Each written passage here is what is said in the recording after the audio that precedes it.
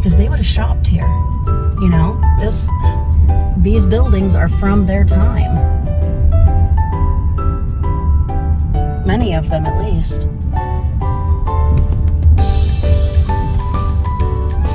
There's a crystal shop. Uh-oh. Hello there, welcome back. My name is Julie and I am on a quest. An ongoing quest to find connection with my ancestors. Hopefully. Okay, so this is one. All right, let's find some parking because we definitely want to see this. And this is the village that I was talking about. Okay, I think we can park right here. Oh, customer parking. Okay, let's just go on ahead in here. Oh, this is fantastic.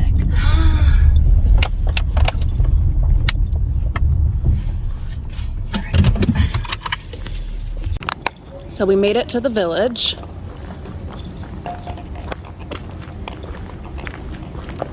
So all the buildings here are original to the pioneer settler times. And I'm hoping that they'll all have plaques or something to help explain. Okay, so this one was built in 1864. And that nice gentleman that we were speaking to on the street said actually, this is where his barber is. I love the gingerbread detailing. Isn't that fantastic? Oh my God. I love it. Okay, over here, what do we have? Can I also just say how well my foot is doing? I brought my cane, but I haven't had to use it yet. Progress is happening. This is delightful how they've set this up with all of these rescued buildings. Restored and looking lovely, and with their own little, like, you know, town square. It's just fantastic. Reminds me of Disney. 1881. Is that what that says? 1881. This is the Tully cabin. Not bad for a cabin.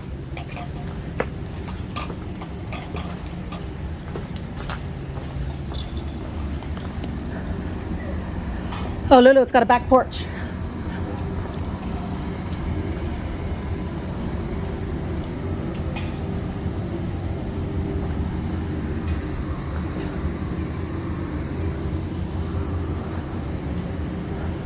Those bricks. They would have manufactured all of those themselves. Lulu's over there playing with the telephone. This is the Green Hedge Manor that was built in 1872.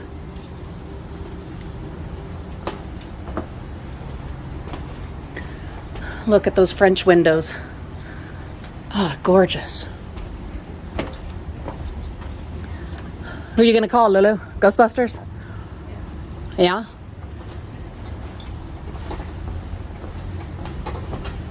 Let's see what else we see. And we'll eventually go and check out the Judd Store. This is just lovely. What a fun setup. Come on, this is just beautiful. So let's see what we've got over here.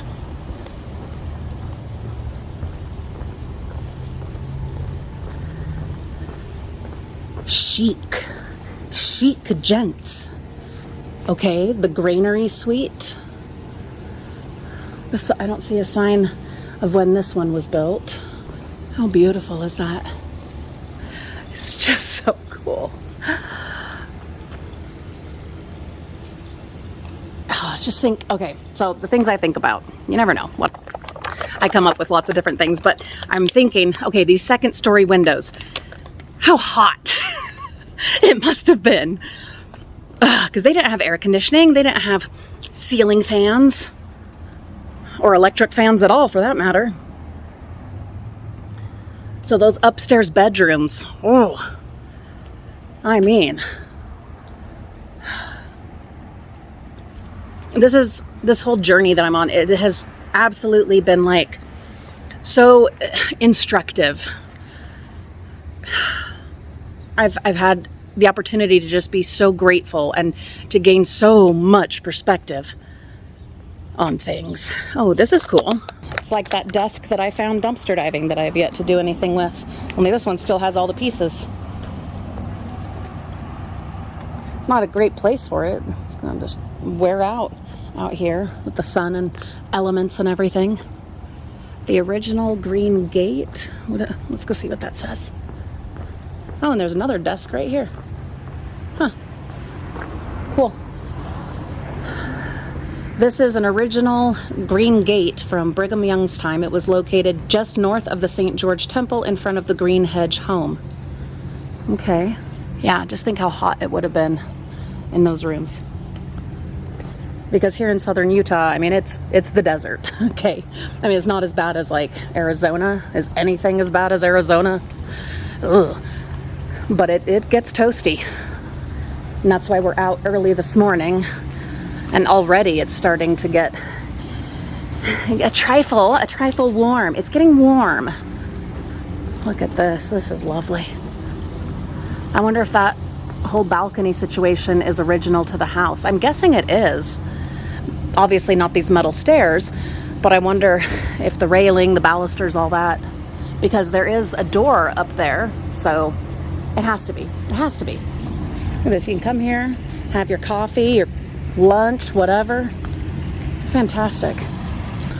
When we're done here, we will head over to, well, probably back to the Washington Cemetery. Maybe, I don't know. We might hit up the St. George Cemetery as well, because I am certain I have some ancestors there, but I haven't done any research on them. Maybe for this trip, we'd best just stick with the Washington Cemetery.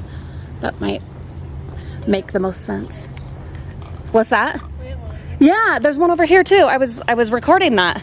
Yeah, except these ones have all the pieces. Let's go see the front of this one.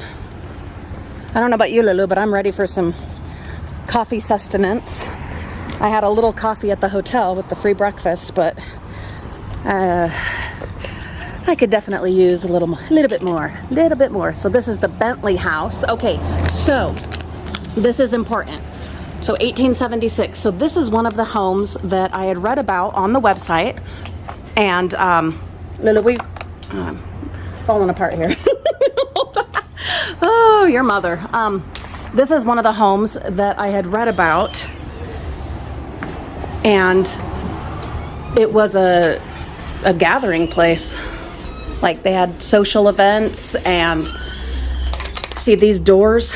This was a thing that happened a lot in construction in that time, because you had a parlor where you would have your wakes. So when someone died, you handled your own dead in those days. That was the way it was. So you would have separate entrances. Not every house had it, but a lot of them did. And then once the funeral industry kind of took off, we found this out in Portland, Lulu, at the Skeleton Key Auditorium. Once the funeral industry really took off, then those rooms that used to be used for wakes and funerals and whatnot, they changed from death rooms to, mourning rooms, to living rooms, which is why we call our living rooms.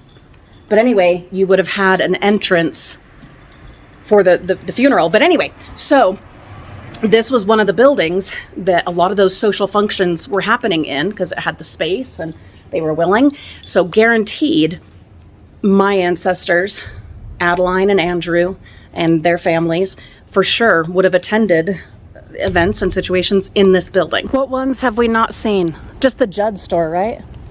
Which is what's over here. And there was a employee came out the back door of this one, so they're probably opening soon. That's really fun. Judd's General Store, Conoco gas pump. And you've got the tabernacle there. And then Main Street, just over that way. Check that out. Isn't that fantastic? But the employees are in there getting ready for the day. Should be enough shadow here, you really can't see them.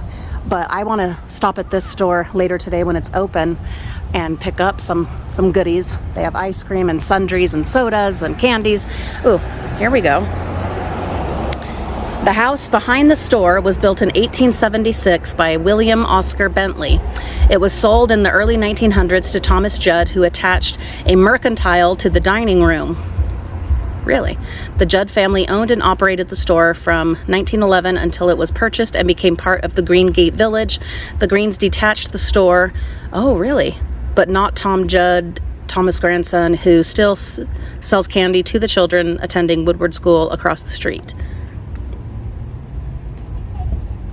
So a lot of these signs, unfortunately, are super old. So they have information about, the origins and the actual history, but they're not up to date on what's actually going on now. Some of them I've noticed. But anyway, so this would have been attached. I didn't realize that it was attached to the house. In the pictures that I saw, it just looked like the house was behind the store. I didn't realize that they were connected. I'm not sure how they were connected. It says off the dining room. Well, I don't know what's the dining room. I don't know. So maybe over on the side here, maybe it would have been attached over there. I don't know. I really want to get in this house. I want to get in there. I want to see. And this would have been the Woodward School. Beautiful schoolhouse. But again, the heat here in the desert. Just imagine your school kids trying to learn in that heat, in that upstairs. And maybe they didn't have classrooms upstairs. Maybe that was like offices or something. No, probably they had classrooms. God, it would have been so hot.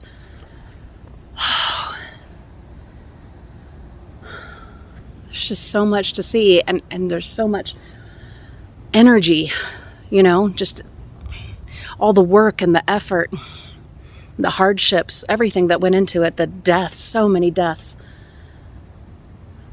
I mean, obviously everybody dies, no one gets out of this alive, but I'm talking like early deaths, babies, children, But I guess you would feel that and find that at really any historic location, This is really handy. You've got the Morris House, the Judd's General Store, Carriage House, Tolly Cabin, the Judd Bungalow, which is over there. Yeah, that building over there.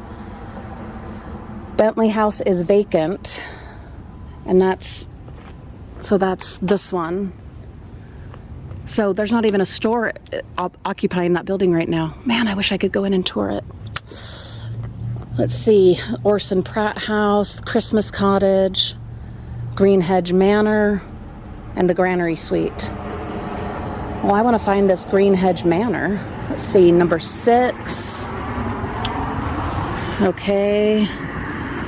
And so I'm like right here. So it's all the way in the back. For sure I already saw it, but didn't realize that it was the Green Hedge Manor. Let's go see.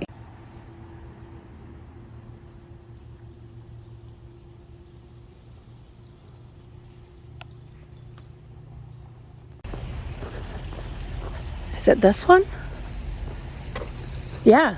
So, yeah, this is, I did already come over here, but anyway, this would have been the Green Hedge Manor. And I'm assuming, with good reason, that this probably would have been quite a large house, quite a, elite kind of a home in those days. I mean, it's not your, little one-room log cabin, and where they called it the manor. Yeah, I'm guessing this would have been pretty fancy for its time. And again, one of the gathering places for social events. I'm not sure about this one here. It's unfortunate that not all of them have signs. you know, placards with explanations, but again, I can just look it up.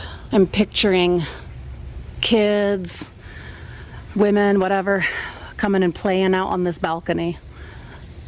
Or just looking out, and because this wasn't the original location of this home. So for sure there would have been a street in front where people coming and going. You could be up there on your porch saying hello, or on this porch, balcony, or just the regular porch, and just visiting. And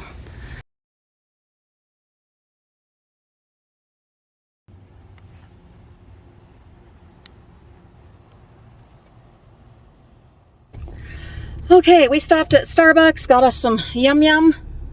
Yeah. There are other coffee places it would have been fun to try, but we had such a bad experience in Portland with this one. Not the Human Bean. That place was amazing. Probably some of the best coffee I've ever had. But some other place that we went, that was just terrible. Terrible. Yeah, we've like repressed, whatever, those memories. Anyway, so we just went ahead and went with Starbucks just because we're not in the mood to take chances. We're not that brave anymore, which sucks because I really do want to try out new coffee places when I'm traveling. But anyway, we got our coffee. We are now going to head over to the cemetery. Imagine the funeral procession with the hearse carriage. All of them proceeding, coming up the hill and turning, coming here into the cemetery. I wonder if they had to carry the casket all the way across the grass, because I don't think you would have taken, correct me if you guys happen to know, but I just can't imagine you would take the horses and the hearse carriage, whatever, all the way across the lawn over there, you know? So my guess is that it would have pulled right up to here, and then the pallbearers would have carried it all the way over there.